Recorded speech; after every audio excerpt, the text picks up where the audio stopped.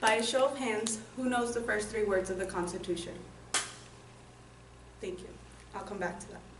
The 16th President of the United States, Abraham Lincoln, once said, "We, the people, are rightful masters of both Congress and the courts, not to overthrow the Constitution, but to overthrow the men who pervert the Constitution."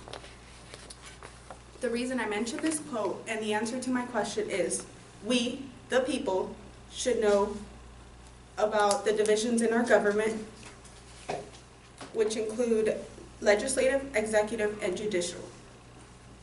Separation of power refers to the division of government's responsibilities into these distinct branches. Good afternoon, everyone. My name is Maigolita Garate, and over the last couple of years, I have taken AJS courses here at South Mountain, which are Administration of Justice Studies. With my major being criminology, I am very passionate about the branches in our government. And fun fact, I have visited the United Nations headquarters in New York City. The United Nations is set to create and maintain international order.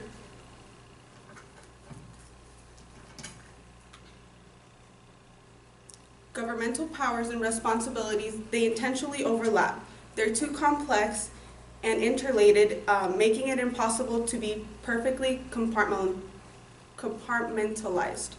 As a result, there's plenty of competition and conflict between these branches.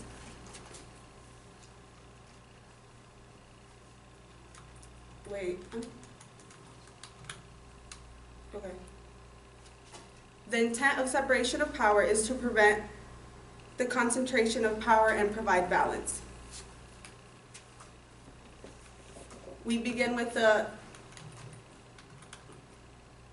legislative branch, which is responsible for enacting laws of the state, appropriating the money necessary to operate the government. The legislative branch consists of House of Representatives and the Senate, which together form the United States Congress. The Constitution grants the sole authority to enact legislation and declare war, the right to confirm or reject many presidential appointments, and substantial investigations of power. The separation of power is also reflected in the fact that functions may not be exercised by one or the same person.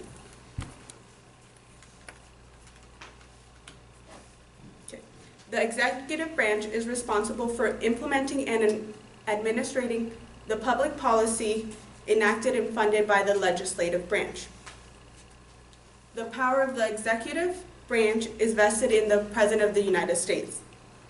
An oversight of the executive branch is an important congressional check on the President's power and balance against his discretion in implementing laws and making regulations. The including members of the armed forces the executive branch employs more than 4 million Americans, according to the White House government website. Where the executive and legislative branch are elected by the people, members of the judicial branch are appointed by the President and confirmed by the Senate.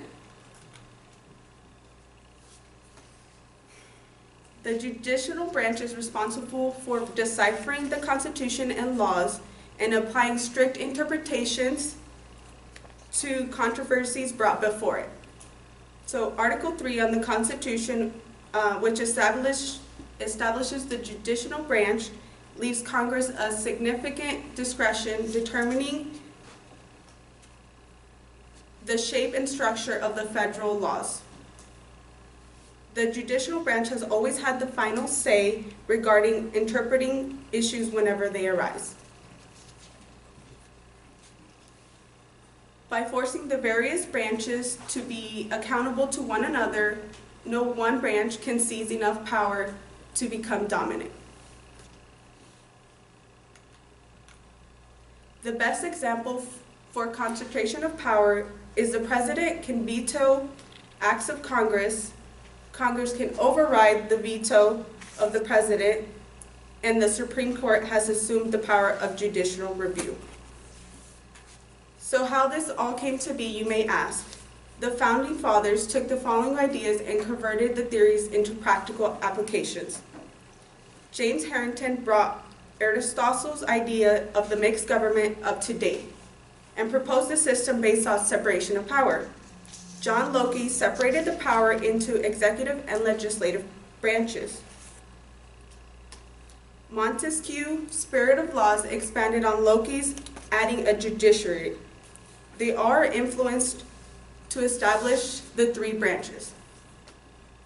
This afternoon, I've discussed the Constitution, the three branches of the government, and its responsibilities. Thank you for your time. It's been my pleasure.